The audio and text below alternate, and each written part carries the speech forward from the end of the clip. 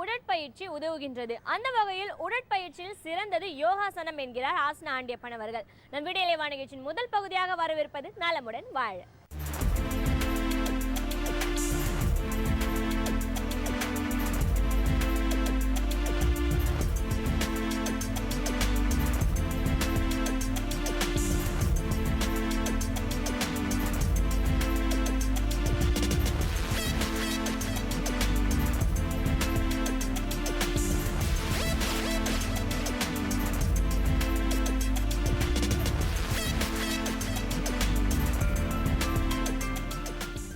என் அருமை உலகத் தமிழ் மக்களே, தாய்மார்களே, பெரியோர்களே, சிறார்களே, என் அருமை சீடர்களே, யோக நண்பர்களே, யோக விரும்பிகளே, உங்கள் அனைவருக்கும் என் இனிய காலை வணக்கம்.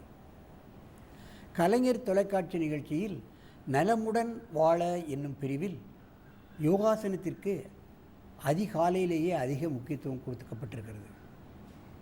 காலையில் முதல் நிகழ்ச்சியாக இது தரப்படுகிறது. உலக மக்கள் எல்லாரும் பார்க்கிறார்கள்.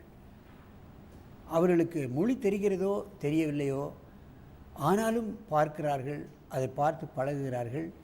அவருக்கு ஏற்பட்டிருக்கின்ற பல்வேறு சிரமங்களை நீக்கிக் கொள்வதோடு மற்றவர்களுக்கு தரத்தக்க அளவுக்கு இந்த நிகழ்ச்சி மக்களை தொட்டிருக்கிறது.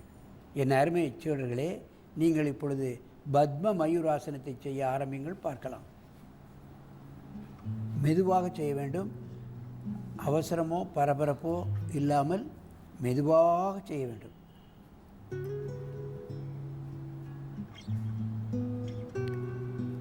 இந்த ஆசனம் வயிற்றில் பிரஷர் அமுக்கம் கொடுக்கின்ற காரணத்தினால் இதுவும் அன்னமய கோஷம், பிராணமய கோஷம், மனோமய கோஷம், விஞ்ஞானமய கோஷம், இந்த 4 கோஷங்களையும் சரியாக இயங்க வைக்கப்படுகிறது. நீங்கள் முட்டை தூக்க விட்டாலும் பரவாயில்ல, அப்படியே நில்லுங்க. பத்ம மயூராசன். 2 கைகளின் பலத்தினாலேயே உடல் கனம் அத்தனையும் இருக்கின்ற காரணத்தினால் வயிற்றுக்கு அதிகப்படியான பிரஷர், சிறுகுடல், பெருங்குடல், கல்லீரல், மண்ணீரல், கணையம், கிட்னி இவைகள் அத்தனையும் செம்மையாக செயல்படுகிறது என்பதைத்தான் நாம் கவனிக்க வேண்டும்.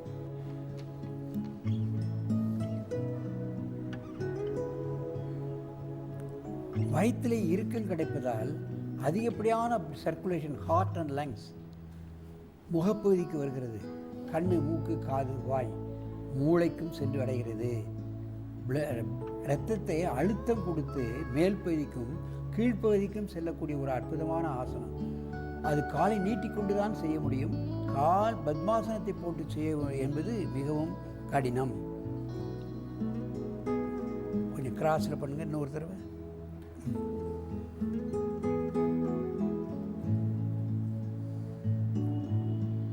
மெதுவாக பண்ணணும், அவசரப்படாமல் பண்ணணும். ஆரம்ப கட்டத்தில் யாராவது காலை ஒருவர்கள் பிடித்து அவர்களை தூக்கி செய்ய வைக்கலாம். அப்புறம் போக போக தனியாக செய்யக்கூடிய ஒரு வல்லமை அவர்களுக்கு வந்துவிடும். நன்றாக மூச்சை இழுத்துக்கொள்ளுங்கள்.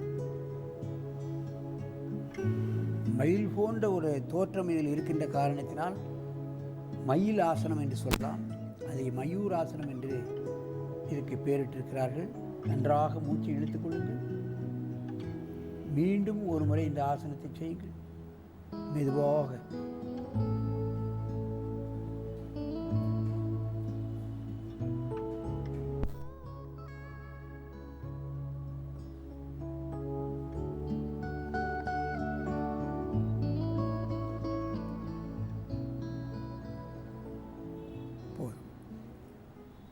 இந்த பத்ம மயூராசனம் என்பது அற்புதமான ஆசனம். 4 கோஷங்களையும் செம்மைப்படுத்தக்கூடிய ஆசனம், நோய் வராமல் தடுக்கக்கூடிய ஆசனம். இந்த ஆசனத்தை காலை தூக்காமலேயே கொஞ்ச நாள் பழகி பின்னால் யாராவது காலை தூக்கக்கூடிய உதவியாளர்களை வைத்துக்கொண்டு செய்ய வைத்து முழுமைப்படுத்தி நீங்கள் என்றும் ஆரோக்கியமாக நோயின்றி 100 ஆண்டு வாழ வேண்டும் என்று கேட்டு உங்களிடமிருந்து விடைபெறுவது ஆசனம் ஆண்டியப்பன். வணக்கம்.